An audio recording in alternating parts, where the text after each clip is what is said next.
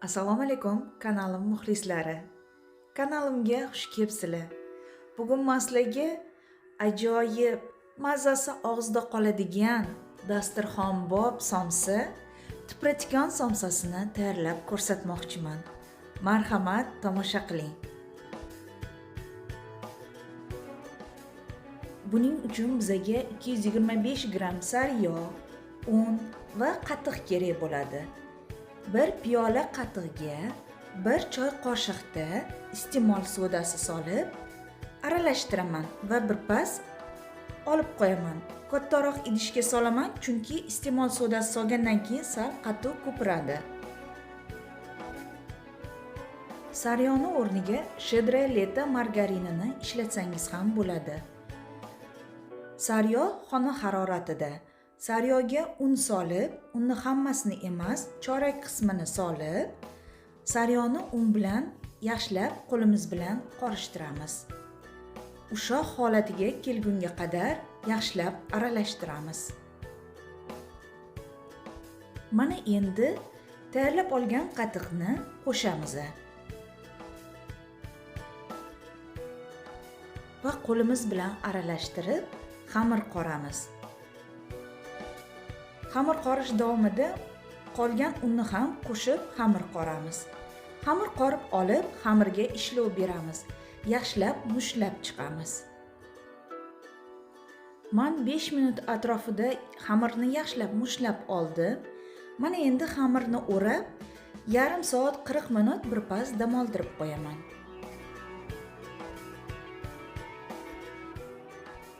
Xamir tingandan so'ng xamirni olib bo'laklarga bo'laman. Xamir qattiq ham emas, yumshoq ham emas, o'rta me'yorda. Mana xamirni uzun-uzun bo'laklarga bo'lib, rulet shakliga keltirib olaman va yana mayda bo'laklarga bo'lib chiqaman.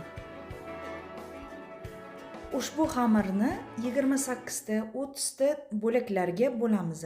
Ya'ni ushbu xamirdan 28-30 dona somsa chiqadi. Har bir xamir bo'lagiga dumaloq shakl beramiz.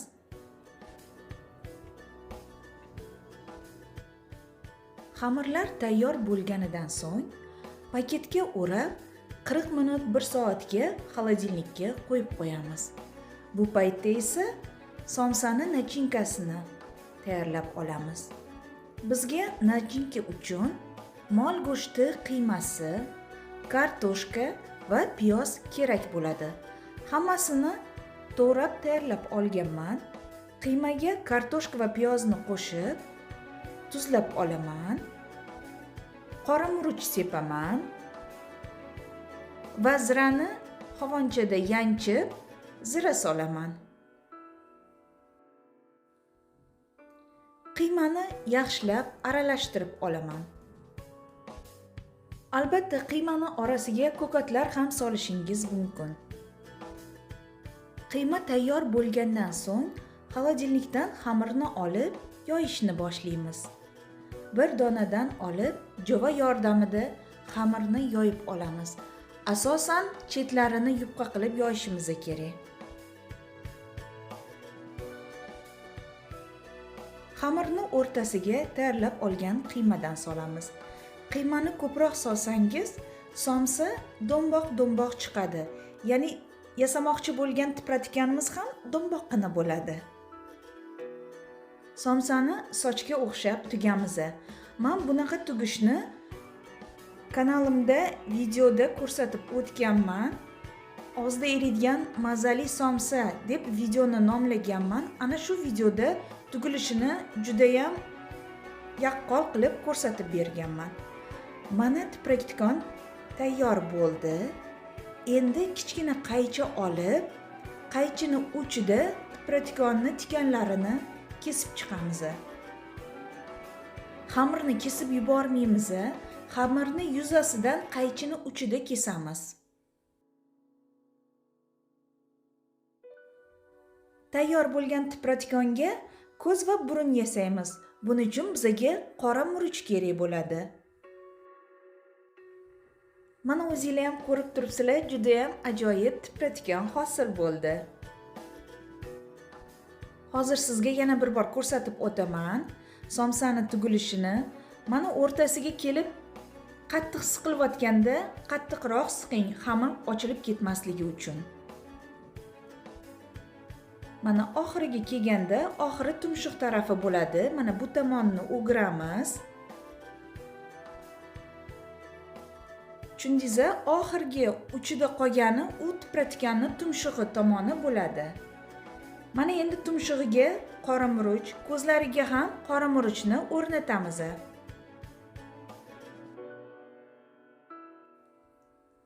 Kichkina qaychi yordamida tipratikonni ninachalarini kesib chiqamiz.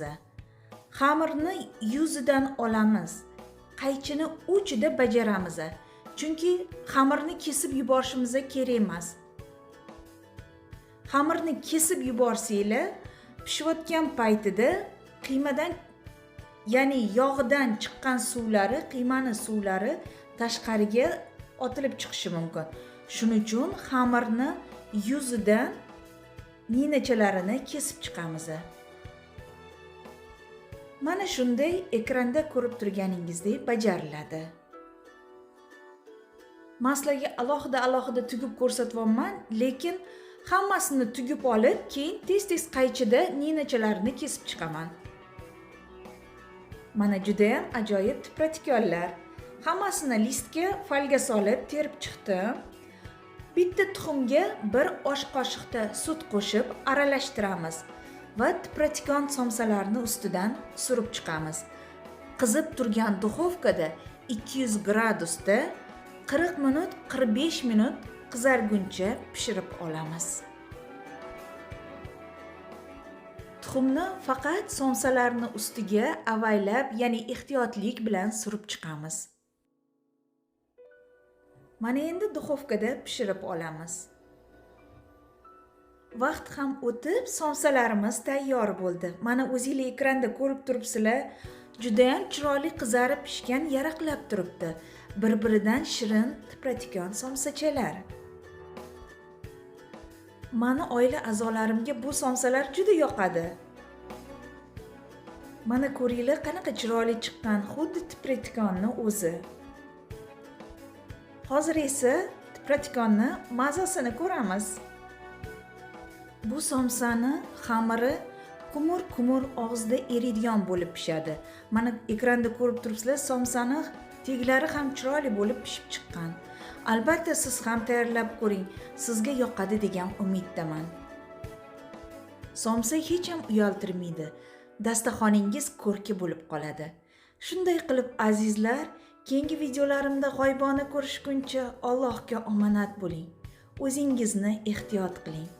Video yoqqan bo'lsa, like bosishni unutmang.